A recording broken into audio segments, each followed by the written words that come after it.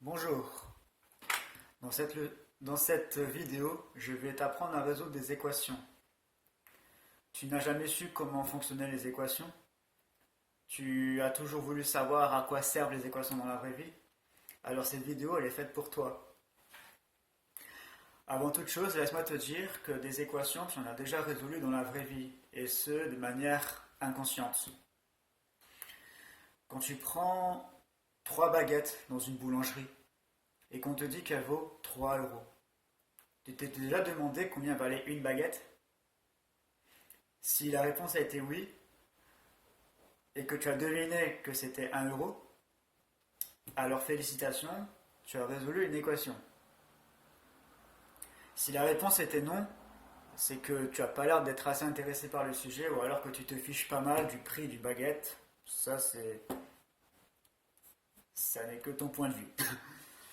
Voilà. Donc, ceci est déjà un exemple de, de fait que vous avez déjà résolu des équations. Si on prend un autre exemple, en primaire, vous aviez fait normalement ce que vous appelez des équations à trous. Genre c'est une équation du type 5 plus trou égale à 10, par exemple. Et bien ça, en fait, c'est une équation. Sauf que elle est présentée de manière différente.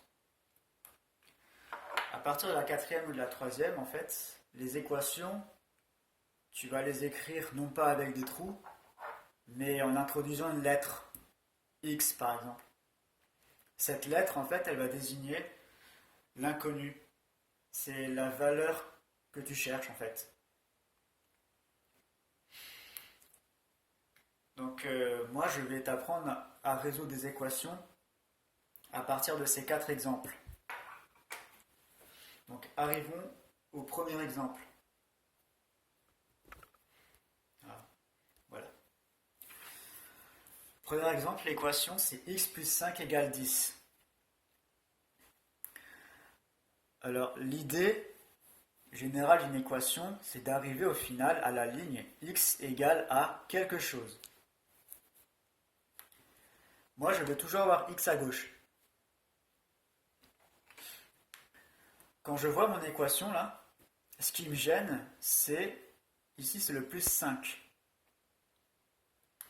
Pour pallier le problème, on va faire l'opération inverse, à savoir moins 5.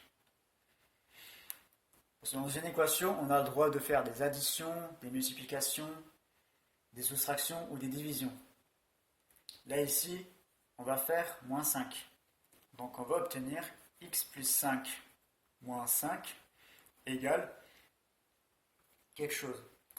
Mais ce qu'il ne faut pas oublier, c'est que quand on fait une opération à gauche de l'équation, il faut aussi la faire à droite.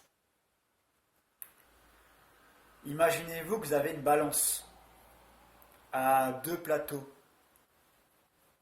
et qu'il y a un équilibre. Vous avez un certain nombre de poids.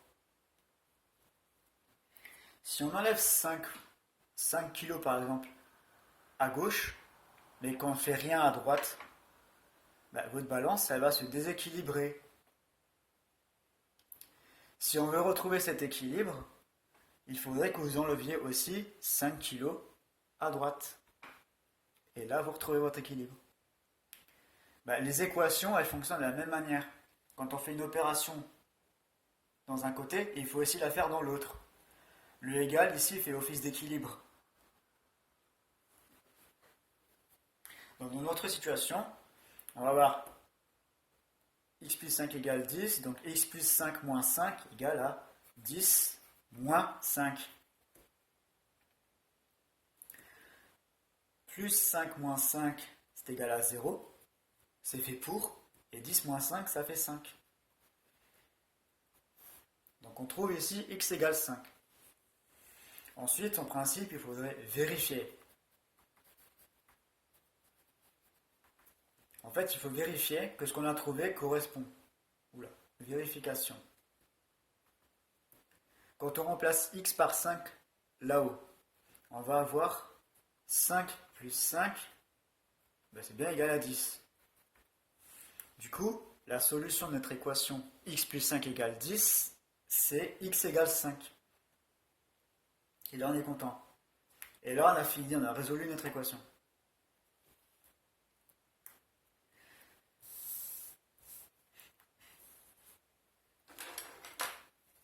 Donc là, on peut passer à l'équation suivante. X moins 3 égale à 0. Donc on applique le même procédé. Ici, ce qui gêne, c'est le moins 3. Pour pallier au problème, on va faire l'opération inverse, c'est-à-dire plus 3. Donc on va avoir x moins 3 plus 3 égale à plus 3. Il ne faut pas oublier de faire plus 3 de chaque côté. Moins 3 plus 3, c'est égal à 0, c'est fait pour. On va obtenir x égale à 3. Pareil, encore une fois, il faut faire la vérification. On vérifie que 3 moins 3, c'est bien égal à 0. Voilà. Conclusion, x égale 3 est solution de l'équation x moins 3 égale 0. Ensuite, l'équation suivante, elle ajoute une nouvelle difficulté. Vous voyez plutôt, on a 2x plus 4 égale 0. La difficulté supplémentaire, elle est ici. Vous savez qu'au milieu, entre le 2 et le x, il y a un fois. C'est-à-dire qu'on voit ici que x est multiplié par 2. Après, ce n'est pas grave, le principe de résolution reste le même. On va commencer par se débarrasser du 4. Donc en gros, on va avoir 2x plus 4 moins 4 est égal à moins 4. Parce qu'en fait, on a fait l'opération inverse qui consistait à retrancher 4. Du coup, on va avoir 2x égale à moins 4. Là, pour finir, on voit que x est multiplié par 2. Pour avoir seulement x, eh bien, on va faire l'opération inverse de multiplier par 2, c'est-à-dire diviser par 2.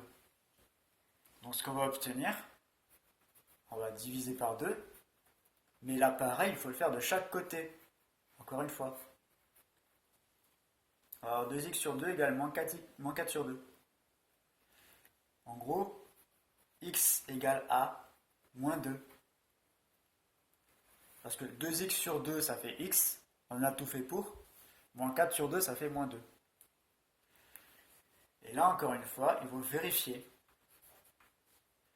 On a bien 2 fois moins 2, plus 4, ça fait moins 4, plus 4, ça fait bien 0. Voilà, ainsi x égale moins 2 est solution de l'équation 2x plus 4 égale 0.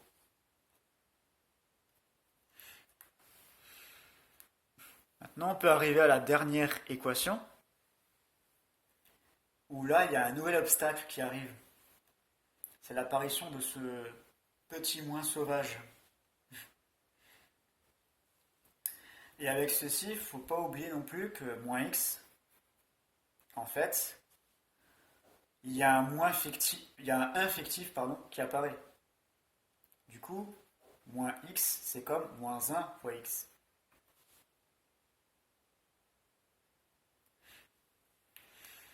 Donc on va appliquer la méthode habituelle. Ce qui nous gêne en premier lieu, c'est le moins 6. Pour s'en débarrasser, on va ajouter 6. Donc on va faire moins x moins 6 plus 6 égale à 1 plus 6. À savoir moins x égale à 7. Ensuite, moi, c'est pas moins x que je veux, mais c'est x que je veux. Donc le moins, il me gêne là. Mais rappelez-vous ici, moins x, c'est égal à moins 1 fois x. Donc ça donne une idée de par quoi il faut diviser. On va avoir moins x sur moins 1 est égal à 7 sur moins 1. Et au final, x égale à moins 7. Vérifiez que x égale moins 7 est bien solution. Oups. Vous remplacez x par moins 7. N'oublions pas qu'il y a des signes moins qui se succèdent. Donc entre chaque signe moins, il y a une parenthèse à mettre. Voilà. Moins 7. C'est comme si vous disiez moins 1 fois moins 7. Les moins s'annulent. Donc ça donne 7. Moins 6. Et ça donne 1. Du coup, x égale moins 7 est bien solution de l'équation moins x moins 6 égale 1.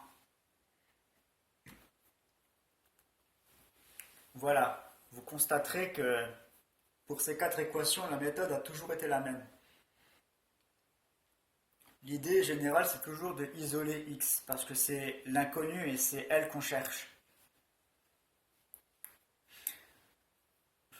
Et retenez aussi que les équations sont toujours une question d'équilibre. Repensez à la balance. Si vous enlevez ou si vous ajoutez un poids à un côté, il faut que vous rajoutiez le même poids de l'autre côté. Voilà. Donc cette vidéo elle touche à sa fin. J'espère qu'elle t'aura aidé à comprendre les équations. N'hésite pas à le dire en commentaire ce que tu en penses. À la prochaine.